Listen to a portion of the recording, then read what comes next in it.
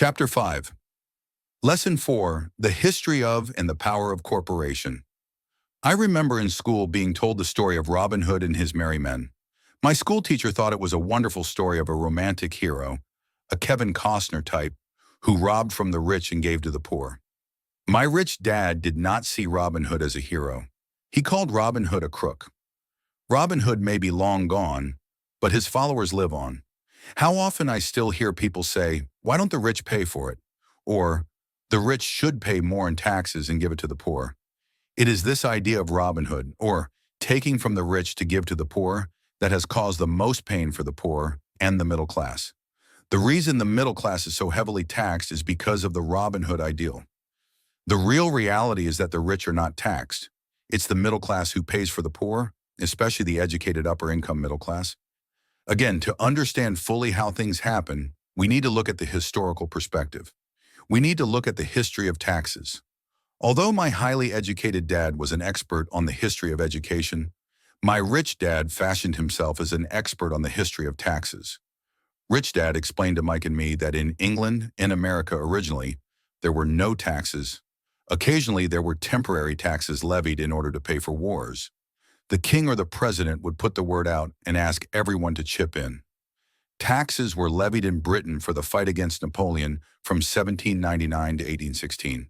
And in America, taxes were levied to pay for the Civil War from 1861 to 1865. In 1874, England made income tax a permanent levy on its citizens. In 1913, an income tax became permanent in the United States with the adoption of the 16th Amendment to the Constitution. At one time, Americans were anti-tax. It had been the excessive tax on tea that led to the famous Tea Party in Boston Harbor, an incident that helped ignite the Revolutionary War. It took approximately 50 years in both England and the United States to sell the idea of a regular income tax. What these historical dates fail to reveal is that both of these taxes were initially levied against only the rich. It was this point that Rich Dad wanted Mike and me to understand. He explained that the idea of taxes was made popular and accepted by the majority by telling the poor and the middle class that taxes were created only to punish the rich. This is how the masses voted for the law, and it became constitutionally legal. Although it was intended to punish the rich, in reality it wound up punishing the very people who voted for it, the poor and middle class. Once government got a taste of money, the appetite grew, said Rich Dad. Your dad and I are exactly opposite. He's a government bureaucrat, and I am a capitalist. We get paid, and our success is measured on opposite behaviors. He gets paid to spend money and hire people. The more he spends and the more people he hires, the larger his organization becomes. In the government, the larger his organization, the more he is respected. On the other hand, within my organization, the fewer people I hire and the less money I spend, the more I am respected by my investors. That's why I don't like government people. They have different objectives from most business people.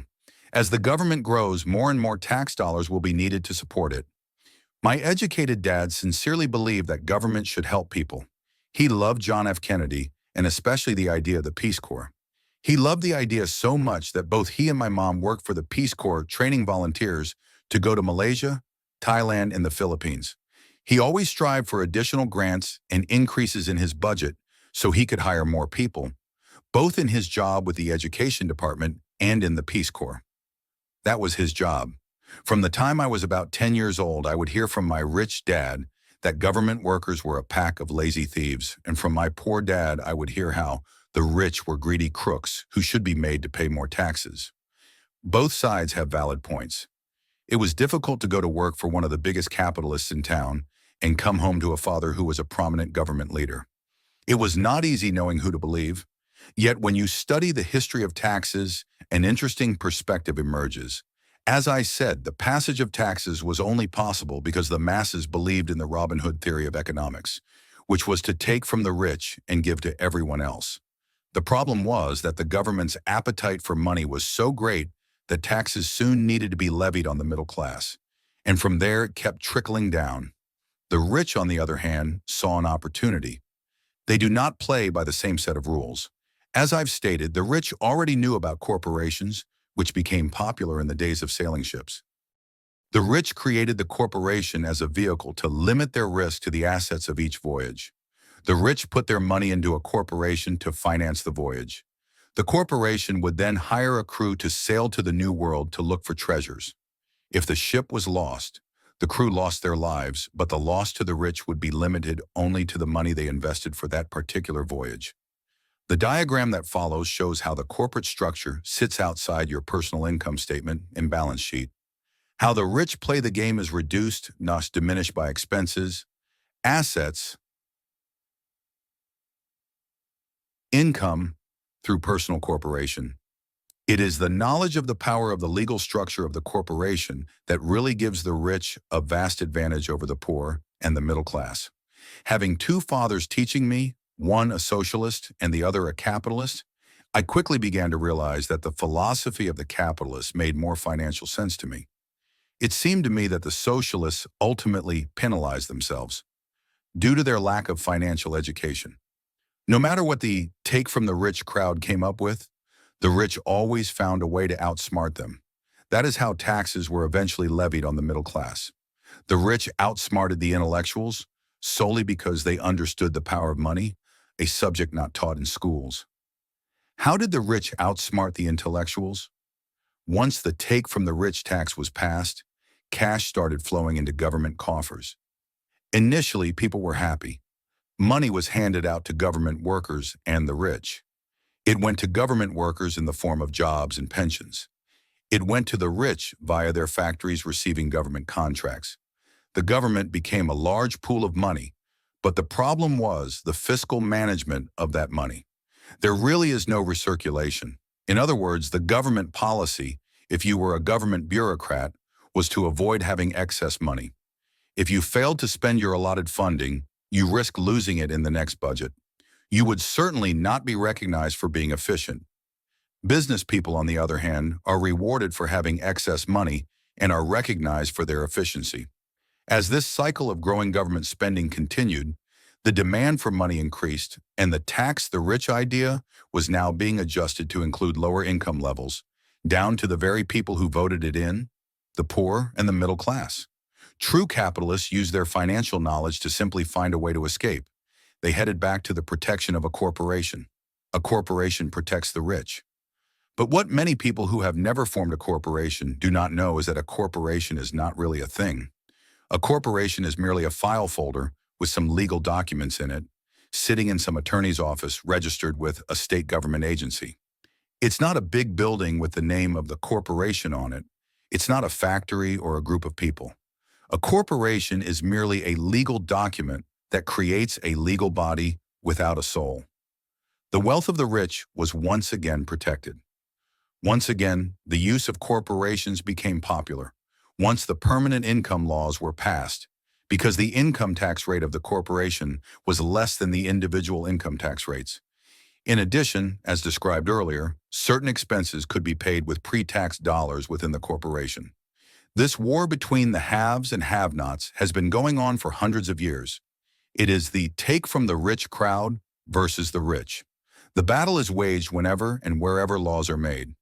The battle will go on forever. The problem is, the people who lose are the uninformed, the ones who get up every day and diligently go to work and pay taxes. If they only understood the way the rich play the game, they could play it too. Then they would be on their way to their own financial independence. This is why I cringe every time I hear a parent advise their children to go to school so they can find a safe, secure job. An employee with a safe, secure job without financial aptitude has no escape. Average Americans today work 5 to 6 months for the government before they make enough to cover their taxes. In my opinion, that is a long time. The harder you work, the more you pay the government. That is why I believe that the idea of take from the rich backfired on the very people who voted it in. Every time people try to punish the rich don't simply comply, they react. They have the money, power, and intent to change things. They do not just sit there and voluntarily pay more taxes. They search for ways to minimize their tax burden. They hire smart attorneys, and accountants, and persuade politicians to change laws or create legal loopholes. They have the resources to effect change. The tax code of the United States also allows other ways to save on taxes. Most of these vehicles are available to anyone, but it is the rich who usually look for them because they are minding their own business. For example, 1031 is jargon for Section 1031 of the Internal Revenue Code, which allows a seller to delay paying taxes on a piece of real estate that is sold for a capital gain through an exchange for a more expensive piece of real estate. Real estate is one investment vehicle that allows such a great tax advantage. As long as you keep trading up in value, I will not be taxed on the gains until you liquidate. People who do not take advantage of these tax savings offered legally are missing a great opportunity to build their asset columns. The poor and middle class do not have the same resources. They sit there and let the government's needles enter their arm and allow the blood donation to begin. Today, I am constantly shocked at the number of people who pay more taxes or take fewer deductions simply because they are afraid of the government. And I do know how frightening and intimidating a government tax agent can be. I have had friends who have had their businesses shut down and destroyed, only to find out it was a mistake on the part of the government. I realize all that, but the price of working from January to mid-May is a high price to pay for that intimidation. My poor dad never fought back. My rich dad didn't either. He just played the game smarter, and he did it through corporations, the biggest secret of the rich. You may remember the first lesson I learned from my rich dad. I was a little boy of 9 who had to sit and wait for him to choose to talk to me. I often sat in his office waiting for him to get to me. He was ignoring me on purpose. He wanted me to recognize his power and desire to have that power for myself one day. For all the years I studied Jay and learned from him, he always reminded me that knowledge was power. And with money comes great power that requires the right knowledge to keep it and make it multiply.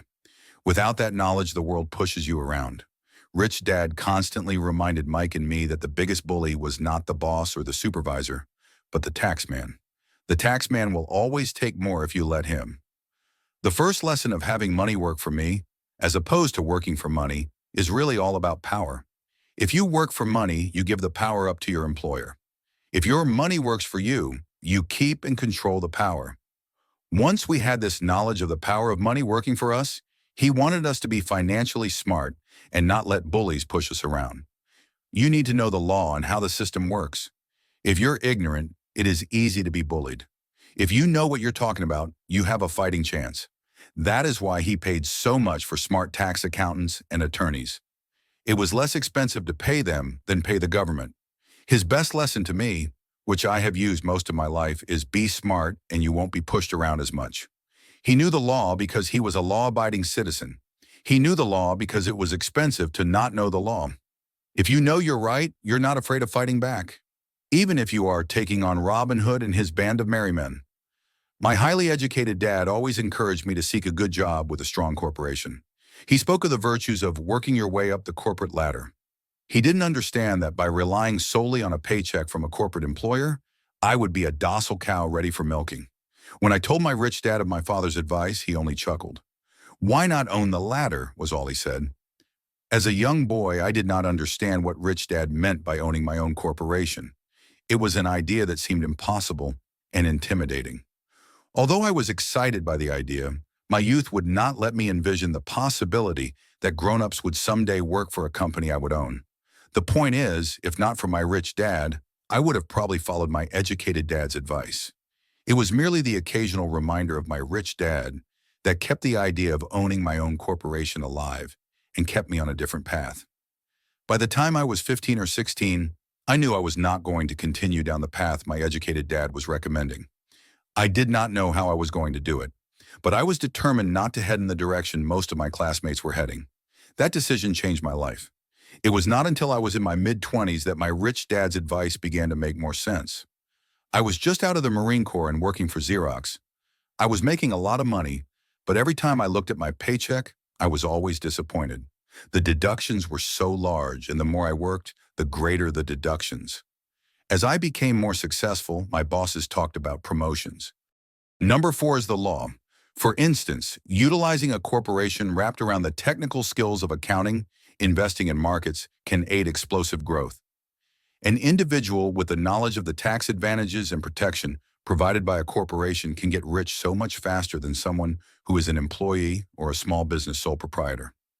It's like the difference between someone walking and someone flying. The difference is profound when it comes to long-term wealth. 1. Tax advantages. A corporation can do so many things that an individual cannot, like pay for expenses before it pays taxes. That is a whole area of expertise that is so exciting, but not necessary to get into unless you have sizable assets or a business. Employees earn and get taxed, and they try to live on what is left. A corporation earns, spends everything it can, and is taxed on anything that is left. It's one of the biggest legal tax loopholes that the rich use. They're easy to set up and are not expensive if you own investments that are producing good cash flow. For example, by owning your own corporation, vacations are board meetings in Hawaii. Car payments, insurance, repairs are company expenses. Health club membership is a company expense. Most restaurant meals are partial expenses. And on, but do it legally with pre-tax dollars. Second, protection from lawsuits. We live in a litigious society. Everybody wants a piece of your action. The rich hide much of their wealth using vehicles such as corporations and trusts to protect their assets from creditors. When someone sues a wealthy individual, they are often met with layers of legal protection and often find that the wealthy person actually owns nothing. They control everything, but own nothing. The poor and middle class try to own everything and lose it to the government or to fellow citizens who like to sue the rich. They learned it from the Robin Hood story. Take from the rich, give to the poor. It is not the purpose of this book to go into the specifics of owning a corporation. But I will say that if you own any kind of legitimate assets, I would consider finding out more about the benefits and protection offered by a corporation as soon as possible. There are many books written on the subject that will detail the benefits and even walk you through the steps necessary to set up a corporation. One book in particular, Inquires and Grow Rich, provides a wonderful insight into the power of personal corporations. Financial IQ is actually the synergy of many skills and talents, but I would say it is the combination of the 4 technical skills listed above that make up basic financial intelligence. If you aspire to great wealth, it is the combination of these skills that will greatly amplify an individual's financial intelligence. In summary, the rich people with corporations 1. Earn 2, spend 3, pay taxes. The people who work for corporations 1. Earn 2, spend 3. Pay taxes. As part of your overall financial strategy, we strongly recommend owning your own corporation wrapped around your assets.